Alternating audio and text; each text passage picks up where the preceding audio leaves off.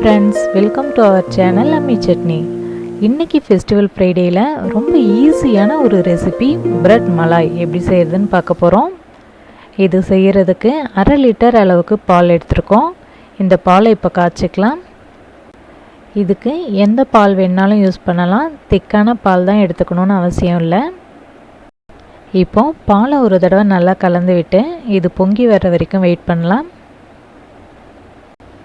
பால் இது மாதிரி நல்லா கொதிச்சு பொங்கி வந்ததும் இதிலேருந்து ஒரு 2 கரண்டி பால் எடுத்துக்கலாம்.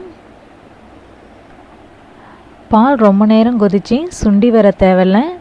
இதிலேருந்து கொஞ்சமாக பால் எடுத்துட்டு ஃப்ளேமை சிம்மில் வச்சிடலாம்.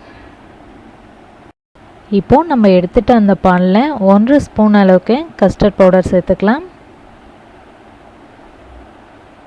கட்டிப்படாமல் இதை நல்லா கலந்து விட்டுடலாம். கஸ்டர்ட் பவுடர் கலந்த இந்த பாலில் கொஞ்சம் கொஞ்சமாக சேர்த்து நல்லா கலந்து விட்டுட்டே இருக்கலாம். கஸ்டர்ட் பவுடர் சேர்த்து கொஞ்ச நேரத்திலேயே பால் திக்காக ஆரம்பிச்சிடும். இதை கைவிடாமல் கலந்து விட்டுட்டே இருக்கலாம். ஃப்ளேமை சிம்மில் வச்சே கலந்து விட்டுட்ருக்கலாம். இப்போ பார்த்தீங்கன்னா தெரியும், பால் நல்லா திக்காகிடுச்சு. பால் கொதி வர ஆரம்பித்ததும் இதுக்கு தேவையான அளவுக்கு சுகர் சேர்த்துக்கலாம்.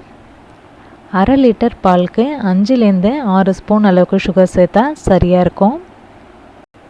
சுகர் சேர்த்து ரொம்ப நேரம் கொதி விட தேவையில்ல. நல்லா கலந்து விட்டு ஒரு கொதி வந்ததுமே ஸ்டவ்வை ஆஃப் பண்ணிடலாம்.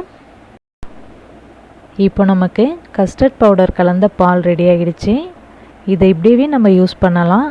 ஆனால் இப்போ சம்மர்ன்றதுனால சில்லுன்னு இருந்தால் நல்லாயிருக்கும். அதனால் இதை வேறொரு பவுலில் மாற்றி ஃப்ரிட்ஜில் வச்சிடலாம். இந்த கஸ்டர்ட் மில்கை 1/2 அன் ஹவர் ஃப்ரீசரில் வச்சிடலாம். அப்போ தான் சீக்கிரமாக சில்லுன்னு ஆகும். இப்போ நம்ம ப்ரெட் எடுத்துக்கலாம். இங்கே நான் டூட்டி ஃப்ரூட்டி ப்ரெட் எடுத்திருக்கேன்.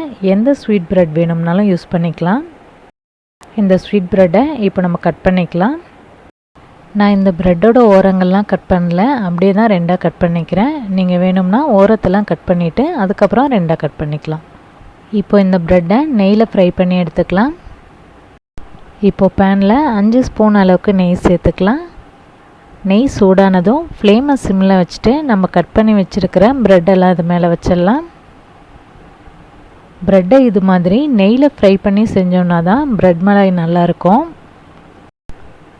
ப்ரெட்டை திருப்பி விட்டு 2 சைடும் நல்ல கலர் சேஞ்ச் ஆகி வர வரைக்கும் ஃப்ரை பண்ணி எடுத்துக்கலாம். நெய் நிறையா சேர்க்க வேணாம்னு நினைக்கிறவங்க ப்ரெட்டை டோஸ்ட் பண்ணி செய்யலாம். பட் இது மாதிரி ஃப்ரை பண்ணி செஞ்சோன்னா தான் ப்ரெட் நல்லா மொறுன்னு டேஸ்ட்டாக நல்லாயிருக்கும். இப்போ ப்ரெட் ரெடி ஆகிடுச்சு. இது ஒரு பிளேட்டில் எடுத்துக்கலாம். இது மாதிரியே நமக்கு தேவையான அளவுக்கு ப்ரெட்டை ஃப்ரை பண்ணி எடுத்துக்கலாம். ப்ரெட் கொஞ்சம் ஆறினதும் ஃப்ரிட்ஜில் நம்ம ரெடி பண்ணி வச்சுருக்கிற கஸ்டர்ட் மில்க் அது மேலே சேர்த்துடலாம். ரொம்ப ஹாட்டாக இருக்கிற இந்த சம்மர் சீசனில் இது மாதிரி சில்லுன்னு இருக்கிற ஒரு கஸ்டர்ட் மில்க் ரெடி பண்ணி மொறுன்னு இருக்கிற ப்ரெட்டில் சேர்த்து சாப்பிட்டோம் அப்படின்னா ரொம்பவே சூப்பராக இருக்கும். ரொம்ப சிம்பிளான இந்த டெசர்ட்டை கண்டிப்பாக நீங்களும் ட்ரை பண்ணி பாருங்கள். இப்போ இதுக்கு மேலே நட்ஸ், டூட்டி ஃப்ரூட்டி, ஃப்ரெஷ் ஃப்ரூட்ஸ்லாம் சேர்த்து கூட சர்வ் பண்ணலாம். பார்க்கும்போதே சாப்பிடணும் போல் இருக்கிற இந்த பிரெட் மலாயை நீங்களும் உங்கள் பசங்களுக்கு செஞ்சு கொடுங்க. கண்டிப்பாக என்ஜாய் பண்ணி சாப்பிடுவாங்க. நெய் அதிகம் சேர்க்க வேணாம்னு நினைக்கிறவங்க இது மாதிரி ப்ரெட்டை டோஸ்ட் பண்ணியும் செய்யலாம். ஃப்ரை பண்ண ப்ரெட்டில் செஞ்சோன்னா நல்லா மொறுன்னு நல்லாயிருக்கும். 2 டைப்லேயும் செஞ்சு பார்த்துட்டு உங்களுக்கு எது பிடிச்சிருந்ததுன்றதை மறக்காமல் கமெண்ட் செக்ஷனில் சொல்லுங்கள். இந்த summer special bread malai recipe உங்களுக்கு பிடிச்சிருந்ததுன்னா லைக் பண்ணுங்கள். உங்கள் ஃப்ரெண்ட்ஸ்க்கெலாம் ஷேர் பண்ணுங்கள். தேங்க்யூ.